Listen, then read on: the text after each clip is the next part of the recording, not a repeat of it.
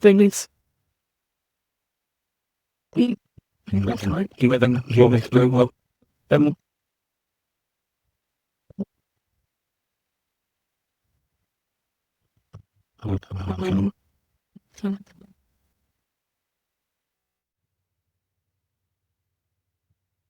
Yes. Thank you for taking the time to join me on this call. I'd like to welcome you to Prep the Witness. I usually like to start this with a quick introduction, a little brief history about how you got into this space, what you do, what your organization does. So I'll hand it over to you. And yeah, floor is yours.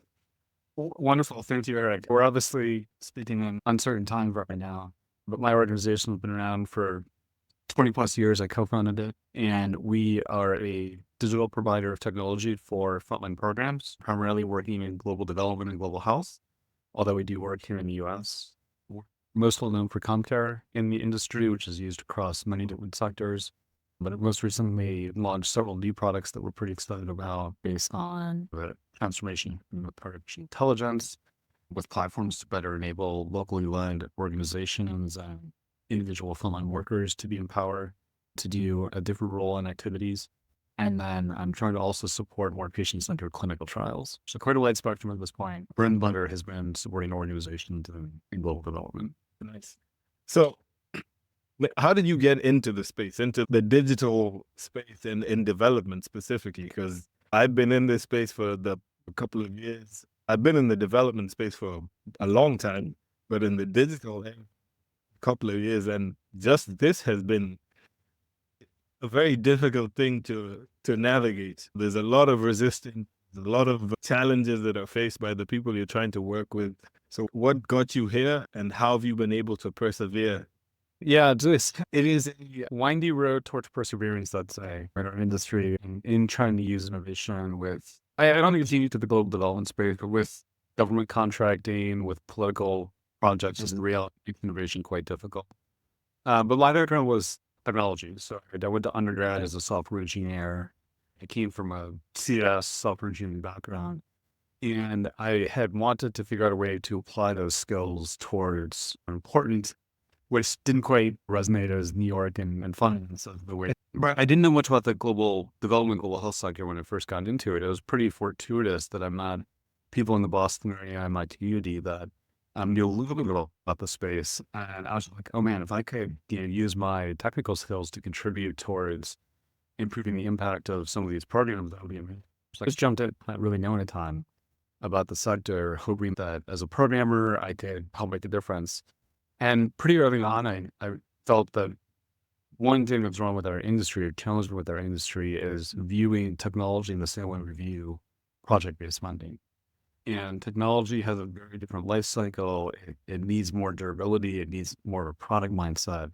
And that was very much at odds to your point of how our industry currently operates because it's all project funding.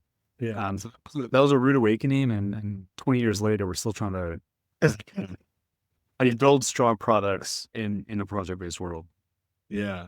No, that's actually, it's funny because I've had this conversation with a few people from the tech space, and that is a trend that I've noticed is when you're coming into the development space, everyone views things from project funding, and the areas that are, it's like blurred or gray areas where as a tech developer, you have to move forward with this initiative.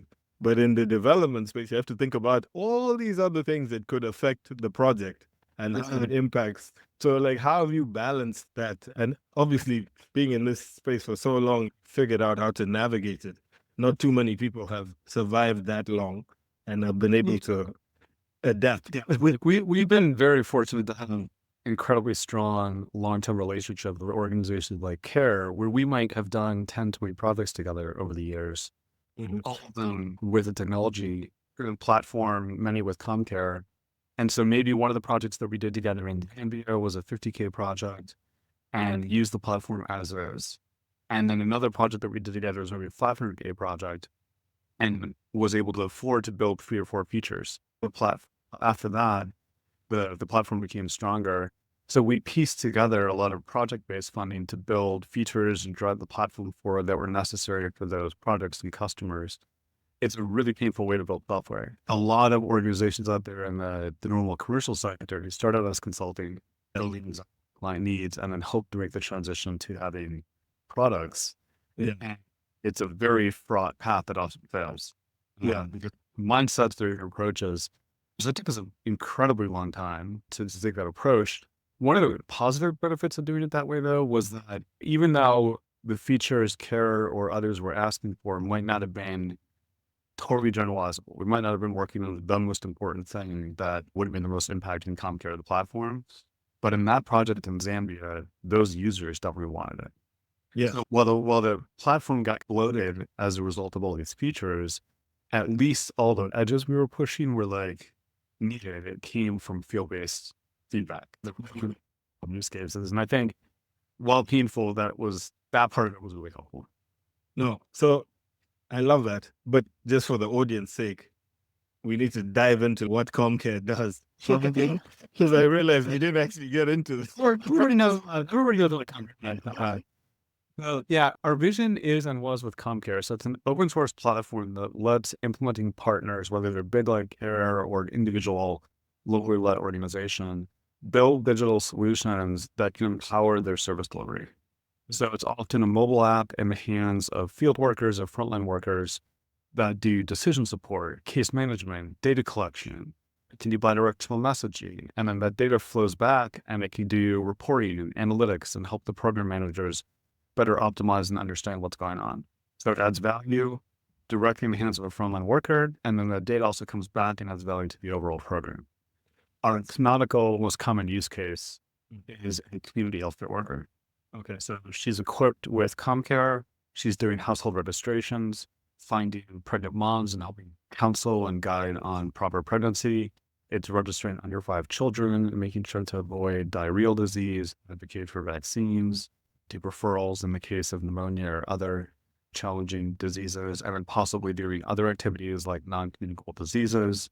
But that's like the canonical one. But you can imagine that model where you have a frontline agent going and doing a thing with a business process behind it that applies to ag extension workers, that applies to self-help groups, that applies to so many other aspects where you have an individual who is doing amazing work in the community and support them with tooling to drive that business process and that improvement with the services they're providing either in group or all the way down to household or individual level. No, that's actually very good to know, because what I've realized in this particular space is there's a lot of replication. We can build it. And I was giving a talk weeks back. I was in Turkey doing a little talk on digital inclusion for development. And I always refer to this episode of the show South Park. And the episode was titled The Simpsons Did It. And basically everything they were trying to come up with had been done before. And it brings me to think about what you described is a tool that's customizable to fit within multiple different projects. And I find, even just within Care as an organization, I find that a lot of people are trying to build the new app, the next thing. But in a lot of cases, it already exists. So like, how have you dealt with something like that, where you're like, this can actually do this and that? Yeah, it's a good question. We might be talking to those same people, Eric, at Care. I'm trying to decide on that. But I think the reason ComCare exists is because we saw the same use case 10 times in a row back in 2008. Yeah. So I'm running around trying to sell SMS projects, analytics projects. It was all, we'll do whatever, right? We're just trying to build Dimagi to be a successful consulting company.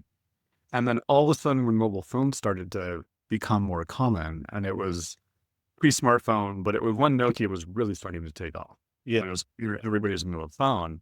Those old Nokia phones could run mini apps. And all of a sudden, like 10 use cases in a row came up for mobile data collection. So it's like, like we're starting to see the exact same use case over. Yeah. We started an open source community to build a library amongst all the people in the global development and tech community at that point in time. And at that point, it was small enough that we could get like half of us together in one place pretty easily. And that was really successful. building that open source community. And that's kind of the engine still today. The early seeds of that are in Open Data Kit, they're in Survey CTO. There are really a lot of the products that are still around. But we were seeing ourselves repeat the same projects, and that sent off the light bulb to your point, Eric, of, oh, wait, there's enough people trying to do enough similar things that we can make this configurable. Then we can drop the cost and improve the sustainability. And I think one of the challenges that a lot of organizations face who are not technical experts, and particularly with a 5-year project-based mindset, it is more appealing to go custom if you're not embedding the long-term support costs and maintenance to your mental level. Because ComCare or any product like ComCare, it has its limitations. It's not going to look like what you want. Does not give it. So the mental model, oh, here we hire a developer, and with AI tools, it's getting even easier to imagine these custom solutions. But the maintenance tail, particularly if you're trying to do complicated things of multilingual apps, secure applications, that's what gets you. So I think a lot of people don't bake that into their mental model if their custom sounds good. And you can't really fault them for it because they're not technical experts. So they haven't been through the, gosh, how hard is this to maintain 3-5 years down the line? That's actually been the one thing that I'm trying to make clear to people who are in this space. It's like, it sounds good when you start building it, but because you're not a technical person, you are not anticipating the different changes in the design tools, the maintenance costs, the issues you'll face with like infrastructure in the countries you want to run this. And the people who do it on a professional level, who studied building it, have an understanding of that. So you have to bear in mind that these things will come into play later. And yeah, it's like trying to standardize that thinking across the board so that people realize, let's look for the local solution first. And if that exists, let's use that, because we can customize a local solution to fit within our narrative in a more practical way than building our own thing. Yeah. And so there's so many challenges in integrating technology into development. What are some of the main barriers over the years that you've seen? Infrastructure? Is it access to devices, norms around the use of technology, the different, I don't know if I can say that anymore, between men and women? Yeah, I still say there's differences between men and women. Yeah, I was going to use gender as the term, but I feel like it's touchy. Yeah, I think certainly access to technology, access to connectivity are huge barriers still. I think if you look at the latest GSMA graphs, you see them as plateau in Africa in particular. Like we hit 50 to 60% connectivity, but it's not continuing to grow at nearly the same rate that it used to. So there's a question of that last 30 to 40% of the population. How are they going to get access to any service, whether or not it's a good service? What should be our mental model for continuing smartphone adoption, for continuing internet based service adoption? But there's certainly a huge percent of the population that you can reach already, right? Yeah. One of the biggest challenges I think we face in innovating and driving adoption of better digital solutions is a lack of alignment on what we're even trying to do in the first place on a project. And I think where technology shines is like taking a well-defined problem where you can beat the status quo. You look at I always go back to marketing technology. I used to live in the Boston area. There was a huge explosion of $1 billion plus analytic firms. And it's, if you can show you can increase the open rate or the conversion rate by 0.1% on a fundraising mailing list, like you can immediately quantify that and you can immediately pay for it. Yeah. The mental model of transaction is very easy. When I tell Care or the government or another partner, I can get higher quality out of your ag extension workforce or health extension workforce on a fixed budget or limited resources we all face, and even more so now. It's like, what is the value of that? What that's worth. So I think that's so hard for technology adoption in digital is the ROI, the way to communicate the values. So it's all because a lot of the projects we're working on in the digital space, they're very systems level. Yeah. It's like, I'll make your workforce better. I'll make the primary healthcare system better. I'll make your social outcomes better. That's incredibly hard to put a price to. That is very interesting. said that because when I initially started having these conversations with people about how tech could help with the program, they immediately assume that I'm pitching tech as the solution to the problem. And I'm like, no, I'm pitching this as something that can enable us to get things done either more efficiently or at a lower cost or at scale. And at scale is usually where I feel like technology has the best benefit for development, because a lot of our programs are very in person. We have household dialogues with we have to sit down and talk through certain aspects of a program with the family members, but that is not scalable on a country level because we only have so many people that can go do this on a day-to-day basis.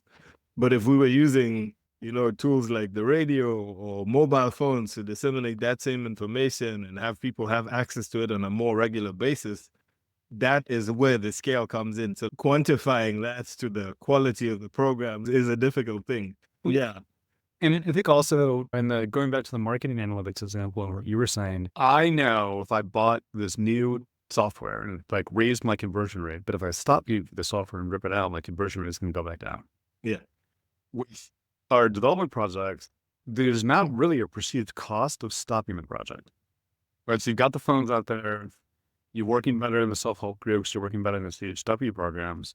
But because the benefit was so hard to quantify and describe in the first place, the downside of stopping is also not perceived to be high.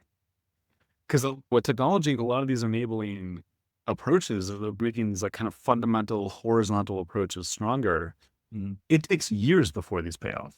Yeah. And I'm sure whether it's CARE or your previous organizations, when you do these big kind of like worldwide transformations, Yeah.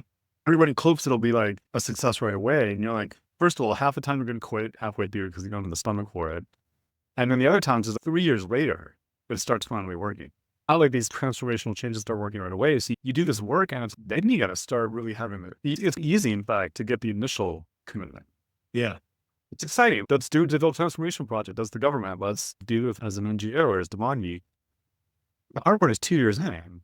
When half your staff is ready to kill you around the system you put in place, that you really got to keep iterating so you finally get to the point where the value is self-evident and it's just institutionalized. And I've worked on projects with incredibly hardworking people on our team, on our partners with the government for years.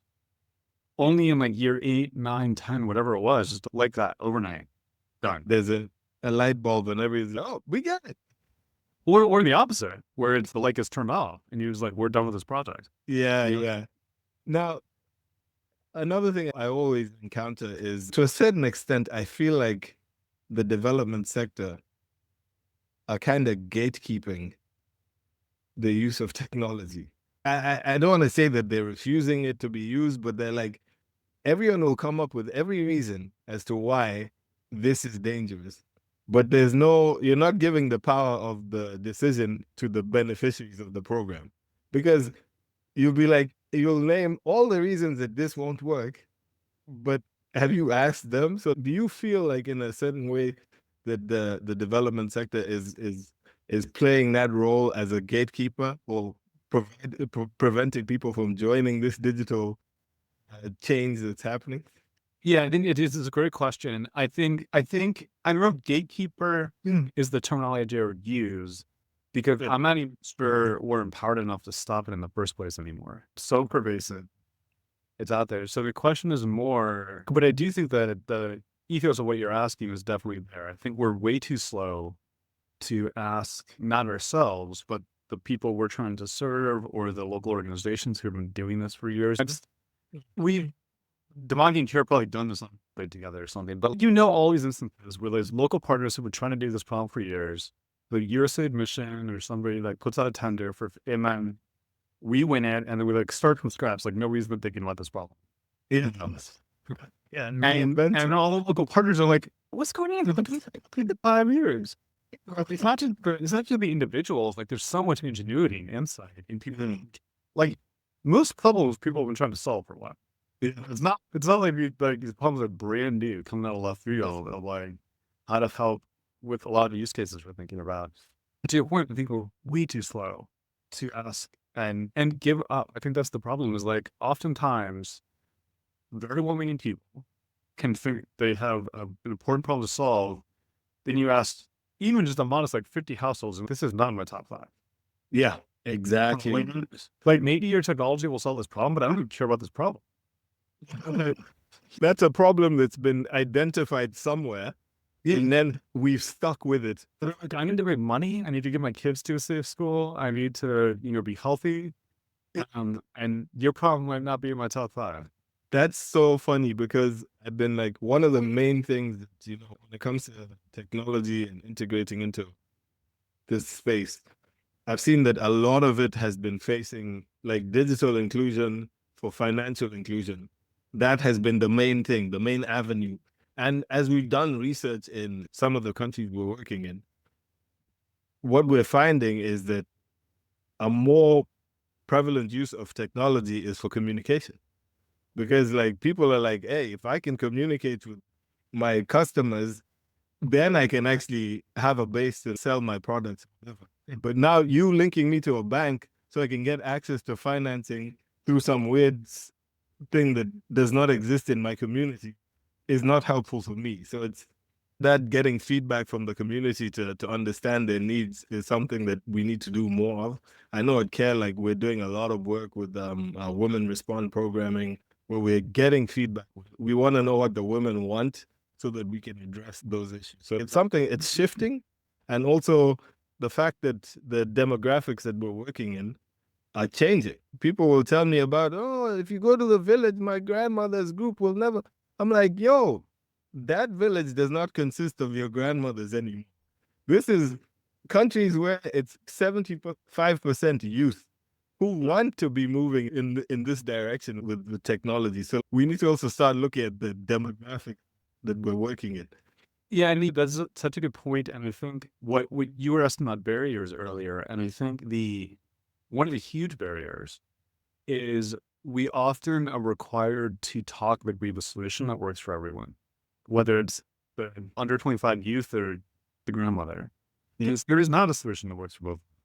We need to be allowed to solve a subset of the problem really effectively and just say, you know what, I unfortunately don't have a solution for this other part of the equation. And a lot of the times you can't do it. You're like, you have to solve the problem for the district. I don't have a solution for the district. But these that's another critical aspect to how to make successful technology products, because technology that tries to be all things to all users always fails. Yeah, yeah. You got design. It is design can be important to you. It is efficiency to be important to you. And like you're never going to meet everybody's needs. And so to your point, maybe they are right that in that village, their grandmother doesn't want it. Sorry, the village just doesn't get value from this thing. And that's okay because villages do. And that's how we think about the problem works and to be able to create viable technology solutions. We can't fix everything. If in terms of partnerships, specifically, I'm looking at like how are you guys partnering with the private sector to address some of these challenges that are faced by communities that are trying to access technology? What are you guys looking at, and how has that worked out? Yeah, it's a really funny dynamic because of the for-profit social enterprise, we're sometimes viewed as not the private sector, and sometimes we are the private sector.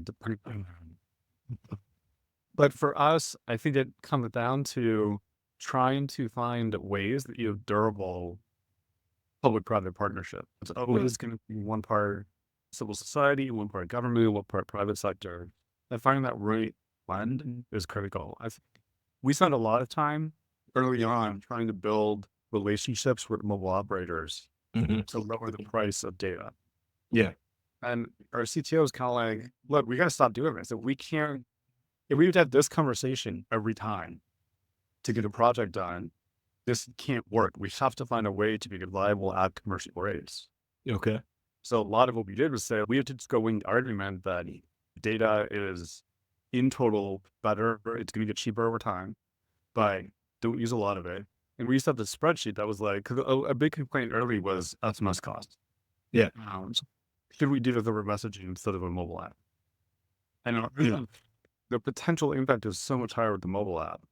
Don't let the data rate versus SMS worry you. And if data comes down 30% over the next 5 years, it's going to be cheaper than sending 10 SMS messages back and forth. That's true. The private sector to be incredibly and is an incredibly important partner for a ton of this, where you ought to look at the part of the project that has a financial ROI, a durable business model, and you want somebody to be running that business. That's where, philanthropy or other income. That is actually a perfect way to frame that. One thing I realized, because I've dabbled in the private sector, in the development sector. I have friends who are now, running these mobile network operators, MTN and such. And their first thing was always like, yo, we're tired of NGOs coming to us with their CSR programs. And I'm like, yeah, that's a ridiculous pitch, because if I have 1 million beneficiaries in a country, I should be pitching 1 million customers, not 1 million people who need your help. This is 1 million potential customers. If we could get them to this point, that's customers who have access to now all the other services you provide. So like that mind frame has to shift. And a lot of times, because you're dealing with everyone who's in the development sector has a specific focus. We know how to build programs, we know how to build things that help communities, but we don't understand the business or the economics around how this thing could work. And pitching it from a different perspective to the business side of a private sector company is what's going to actually engage them to like actually start lowering, zero rating the cost of semester or transactions on digital wallets and such. And we're seeing it happening now. So I'm glad to hear that from your perspective as well, who could be viewed as a private sector, that it's still a similar way of thinking. You're absolutely right. And I think it's funny how bad some of these conversations can go in terms of talking the language of it. Yes. But even a lot of mission-driven nonprofit organizations, like at the end of the day, is this going to create more project revenue for me? Yeah. And the operator is like, is this more revenue per user or is this more users?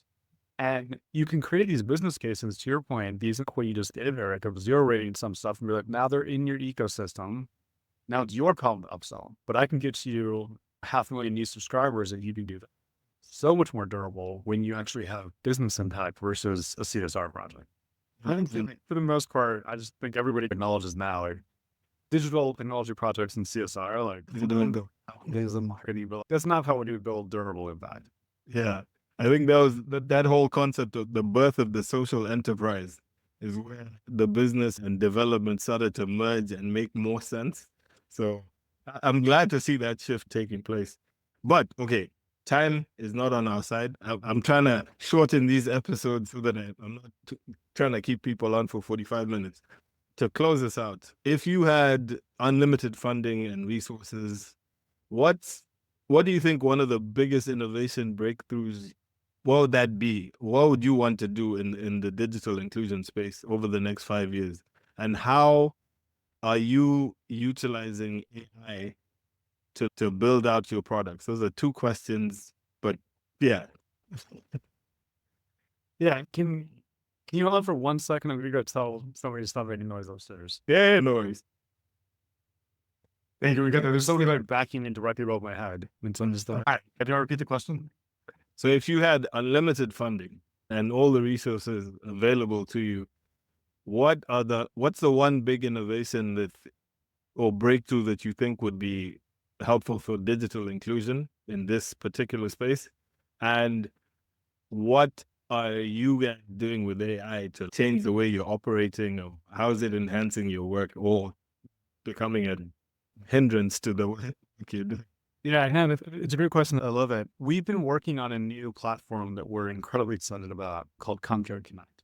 And the idea is all about what we want to do is enable frontline workers to be able to opt in to doing additional work for additional pay. So the idea is that you have a mobile app and you're doing 4 things. You learn, you deliver, you verify, and you get paid. So we call it learn, deliver, verify, pay. And it's digitally enabled through the ComCare Connect platform. So you can imagine you're a frontline worker, CARE's been supporting you as part of a project. you get a push notification from ComCare Connect that says, hey, do you want to start delivering early childhood development in your community? Do this digital learning course. It's 8 hours. Somebody from CARE is going to come and certify that you are qualified by watching you do a home visit. Now, dollar per home visit, go wild. You can do anything. So Right. that's our great new idea. We've done 100,000 plus visits in 2024. We're doing 1 million visits this year, and we're up to the races. And my second answer on the AI front is you can picture how AI can be an amazing kind of coach to these workers. Yeah. Also for a core ComCare customer base, but also to the program managers who are seeing, okay, what kind of coverage are we getting? Do we have quality issues? Are the visits too short? Is somebody not doing these things? So we're really excited about the potential for AI there as well. And then also on the AI front, we've been building out a new open source platform called Open Chat Studio that allows organizations to build single purpose agents with the idea that you could build one for family planning or for financial inclusion that can be locally targeted or language appropriate and work over text or audio. So we're experimenting a lot with these. I'd say the jury is still very much out on where AI agents that are direct to consumer Yeah. are going to in where we work, but we're quite optimistic something is going to work with our else. And we're trying a ton of stuff right now. That's incredible. The ComCare Connect firstly is something that I'm constantly speaking about.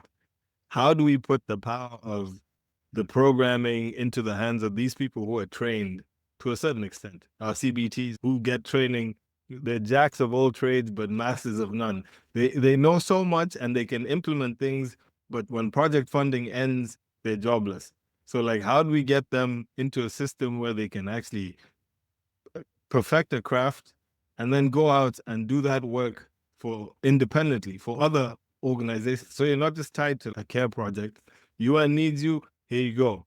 Oxfam, whatever. So it's like an open market for people who can now earn a living off the work that they've been doing and have become trusted members of the community to put out. I love that. Love it so much. I'm super excited by that.